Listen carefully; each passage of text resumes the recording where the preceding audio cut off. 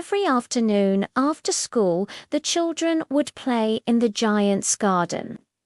It was a large, lovely garden with soft green grass and beautiful flowers like stars. 12 peach trees bloomed in the spring and bore rich fruit in the autumn. The birds sang so sweetly that the children would stop their games just to listen. "How happy we are here," they'd cry. One day the giant came back. He'd been visiting his friend, the Cornish ogre, for 7 years. When he arrived, he saw the children playing. "What are you doing here?" he roared in a gruff voice, and the children scattered. "My own garden is my own garden," the giant declared, "and I will allow nobody to play in it but myself." So he built a high wall all around it and put up a sign that read, "Trespassers will be prosecuted." He was a very selfish giant. The poor children had nowhere to play. The road was dusty and full of hard stones.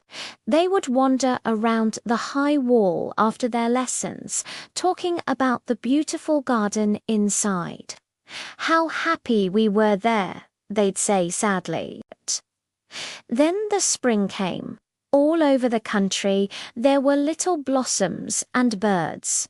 But in the garden of the selfish giant, it was still winter.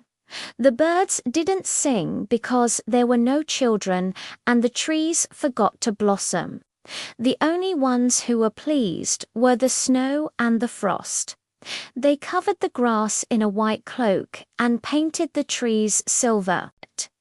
They invited the north wind, who roared all day, and the hail, who rattled on the roof. It was always winter in the giant's garden. "I can't understand why the spring is so late," said the selfish giant, looking out at his cold white garden.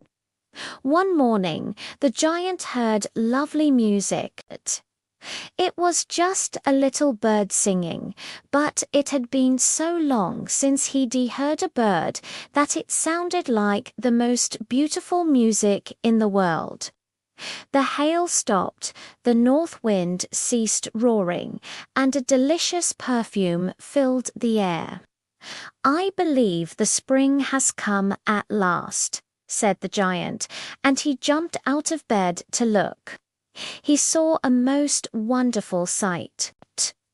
The children had crept in through a little hole in the wall. They were sitting in the branches of the trees, and the trees were so glad to have them back that they had covered themselves with blossoms. The birds were flying about, and the flowers were laughing. But in one corner it was still winter.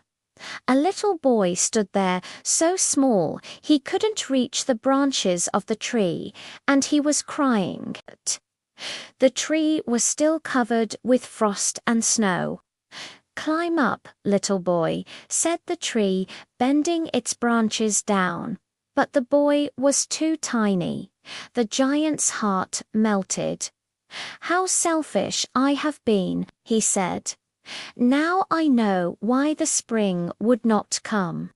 I will put that poor little boy on the top of the tree, and then I will knock down the wall." He crept downstairs and went out into the garden. But when the children saw him, they ran away, and the garden became winter again. Only the little boy didn't run. His eyes were too full of tears to see the giant. The giant gently took him in his hand and put him up into the tree. At once the tree burst into blossom, the birds began to sing, and the little boy stretched out his arms, flung them around the giant's neck, and kissed him. Seeing that the giant was not wicked anymore, the other children came running back, and with them came the spring. "It is your garden now, little children," said the giant, and he took a great axe and knocked down the wall. Every afternoon, the children played with the giant. But the little boy whom the giant loved was never seen again. The giant was kind to all the children, but he longed for his first little friend. Years went by, and the giant grew old and feeble. One winter morning, he looked out and saw a marvelous sight. In the farthest corner of the garden stood a tree covered with lovely white blossoms, golden branches, and silver fruit. Underneath it stood the little boy he had loved. The giant ran out to him. When he got close, he saw on the child's hands and feet the prints of 2 nails. "Who has dared to wound you?" cried the giant. "Tell me, that I may take my big sword and slay him." "No," answered the child, "these are the wounds of love.